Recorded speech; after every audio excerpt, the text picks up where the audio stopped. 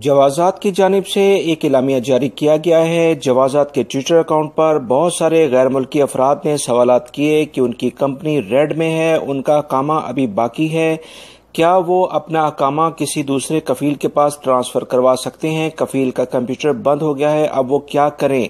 جوازات نے اس بارے میں واضح کہا ہے کہ اگر کسی بھی ملازم یعنی ورکر کا کفیل جو ہے وہ ریڈ کیٹیگری میں یا یلو کیٹیگری میں چلا جاتا ہے تو اس کا مطلب یہ ہے کہ اس کے پاس فائنل ایگزٹ لگانے، اپنے ملازمین کو چھٹی دینے یا ان کا اقامہ رینیو کروانے کے لیے مشکلات ہو جائیں گی۔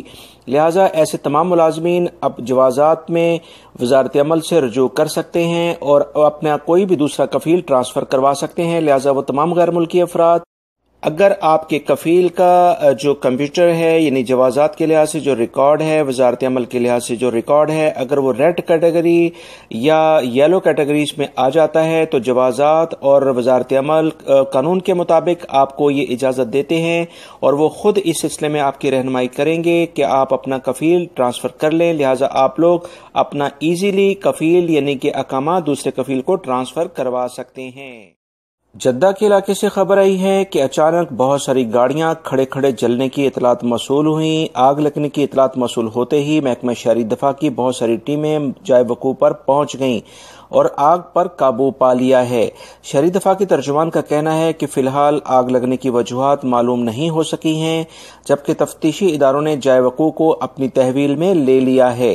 تحویل میں لی گئی جگہ سے انگلیوں کے نشانات اور مختلف شواہد اکٹھے کر لیے گئے ہیں۔ تفتیشی اداروں کے ترجمان کا کہنا ہے کہ جدہ کے حی المنارات میں ایک بلڈنگ کے قریب پارک کی جانے والی بہت ساری گاڑیاں اچانک جلنا شروع ہو گئیں، لیکن اس سے بلڈنگ یا کسی کے جانی نقصان کی کوئی اطلاعات موصول نہیں ہوئی ہیں۔ فی الحال انہوں نے مزید بتایا کہ اس واقعے پر مزید تبصرہ ہم نہیں کر سکتے کیونکہ تفتیشی ادارے اپنی پیشہ ورانہ مہارت سے اس واقعے کی مکمل تحقیقات کر رہے ہیں اور اس واقعے کے مجرموں کو جلد قانون کی گرفت میں لے لیا جائے گا۔